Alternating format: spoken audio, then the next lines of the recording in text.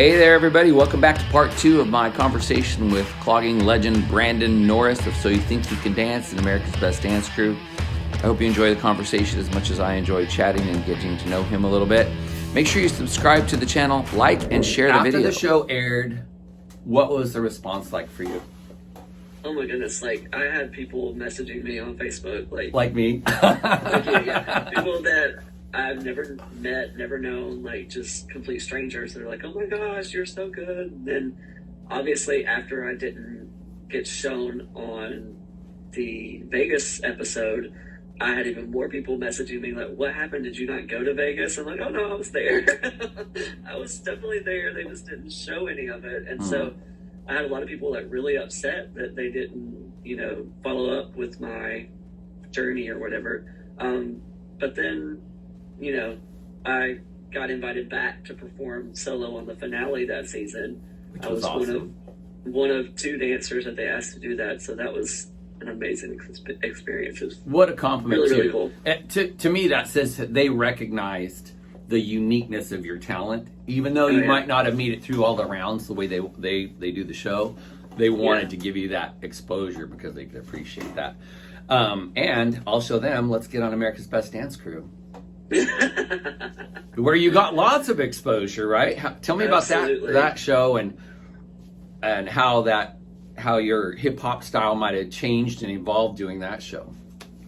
I feel like that show really rocketed my trajectory of what my choreography became. Yeah. You know what I mean? Because I feel like we were at one place before the show, which was good. I'm confident in what we did. I feel like we were very, very strong. But the things that I learned from feedback from the judges and things like that, it just really opened up my eyes to see that there are other ways to choreograph and other things that you can do with clogging to make it better. Not necessarily better, but different, To evolve it, right? Because at any artist, right, you can get kind of in this place where you're comfortable, but with that show, the way I'm looking at it is you got so many chances to do it, it pushes you outside of your comfort zone. You have to step up your game or you're out, right? Yeah, for sure. I was watching the dances, and they're all so different, and they're all so fun. Tell me a little bit about your teammates, too. There were 4 girls with you, right? Yes. It's funny story. Beth was actually one of the ones that was on the show with me, too, her and her sister, Kara.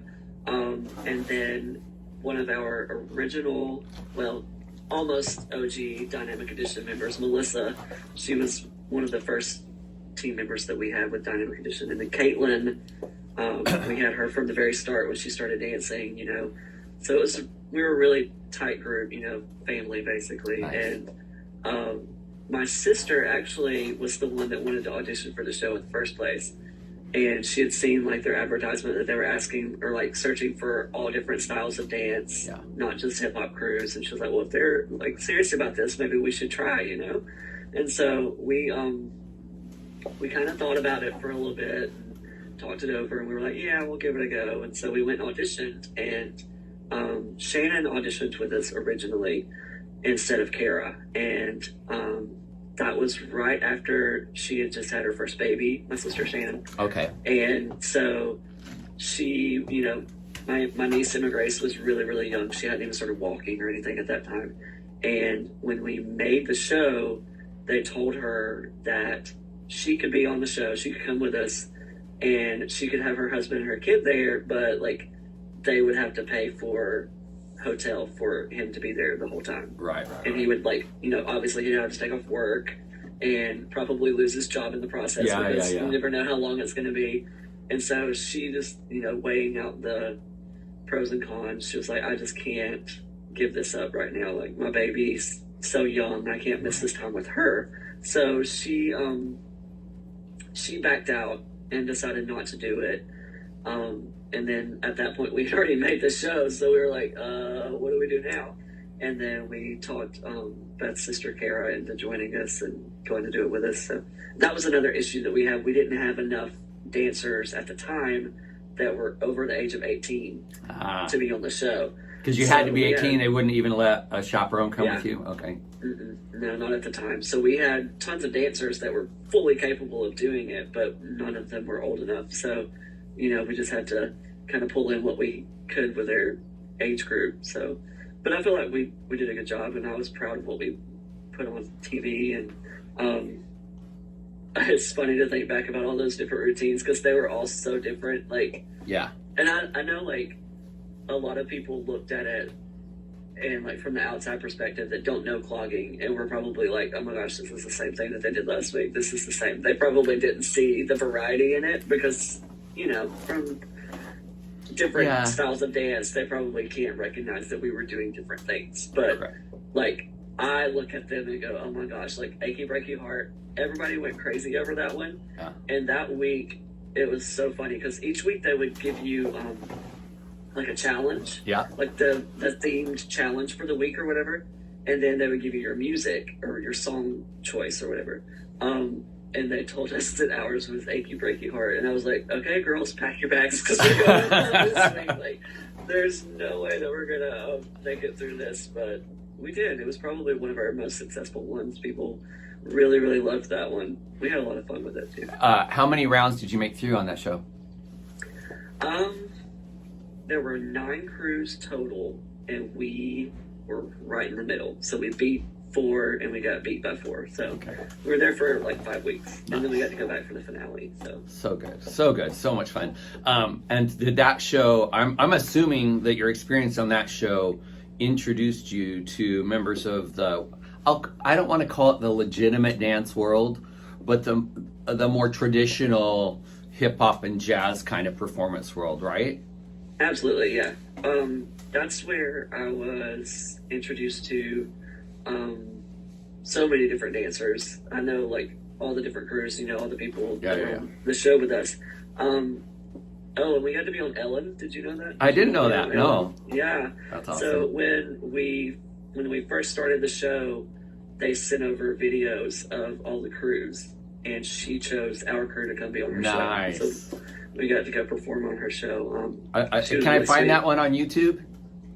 I have never been able to find it on YouTube. Oh, sadly. Curses! I know. I've tried, and I can't ever find it. So I don't know if it's out there. If you find it, I'll do a little homework. I have found some weird stuff out there, like unique stuff that's hard to find before. So yeah, but that also got me hooked up with Showstopper, the dance convention that I teach for now. Yeah. She saw me on the show and got in contact with me. My boss Debbie, she's the best, just like the most amazing person. Awesome. And to my knowledge, I think I'm the only clogging teacher on a dance convention staff. Yeah, that sounds about right. So, I've never seen anybody else in those circuits that's a, clogger like you. So kudos to you, man. Yeah. Represent. Thanks. Boom, boom. I do my best. Yeah, well, and you do a great job. So tell me today, now 2022, Brandon Norris, how are you still clogging? Tell us a little bit about that. Obviously not nearly as much as I used to. That's kind of a good and a bad thing, I guess. Like, I miss it for sure, but I also enjoy being at home. Yeah. These days, being at home is very nice. That is nice. But I still teach here locally at a dance studio. We have 2 locations, and I teach competitive clogging. Like, we have 3 different competition clogging teams that compete at, like, dance competitions and stuff like that. So I'm not really in the competition clogging circuit anymore as much as I used to be.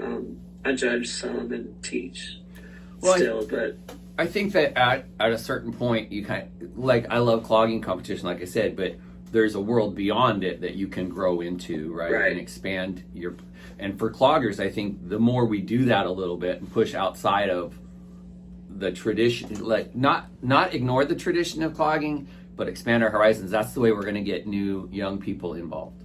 Yeah, that's one of the things I really enjoy about Showstopper is it's not necessarily in the clogging world, and I'm still doing my part to share my love and knowledge of clogging, but I'm sharing it with people that might not get that opportunity all the time. Yeah. I have lots of people that come in and it's their first clogging class they've ever taken, and then when they're finished, they're like, "Oh my gosh, I love clogging!" You know, That's like awesome. freaking out about it. I have one specific student that I've had at Myrtle Beach every year, and she's been in my class since she was like little, and now she's like moved up into the senior age, and it's just like so cool to see these kids that don't get to clog, that just like live for my class. That's awesome. A couple last questions here. So question one, somebody asked me, what's your process like when you are choreographing something? Like, what do you do? Oh goodness. It's funny you asked this because I've been doing some choreography with Sarah Hughes from Synergy in Georgia. Okay, yep. We choreograph totally different, and it's funny because she used to dance with us, so like I don't know where she gets her process from, which that's her process. It works for her. Absolutely. I can't do it her way. But like, I'm very much like, I have to have my music first, like Yes. finished product music. I cannot like choreograph to something that hasn't been cut or edited and like, I'm going to do this section and then I'm going to do this. Like, it has to be done. And then I like will study the music. Like, if I'm traveling to choreograph for someone, I'm like on repeat the whole way, you know, like just listening and thinking. And I very much choreograph to like beats and lyrics specifically. Like, I will like hear something and be like, okay, I'm going to make my footwork match the sound of that. Like, if you've ever seen any of my later choreography, like it's very much rhythmic with the music. Like the footwork matches up a lot. I have to hear the song. If I start choreographing to a song that's not cut, I'll never finish the dance. Yeah. I'll start it, I'll have some stuff that I really like. But if it's cut and I like it, I can make the dance work that I can really, like for me, it's about how am I going to make that crowd feel? Right. And I can do it in 10, 30 minutes. I can come up with a dance that really sells the story of what I want to tell. I have to feel the song though. I have to really feel it.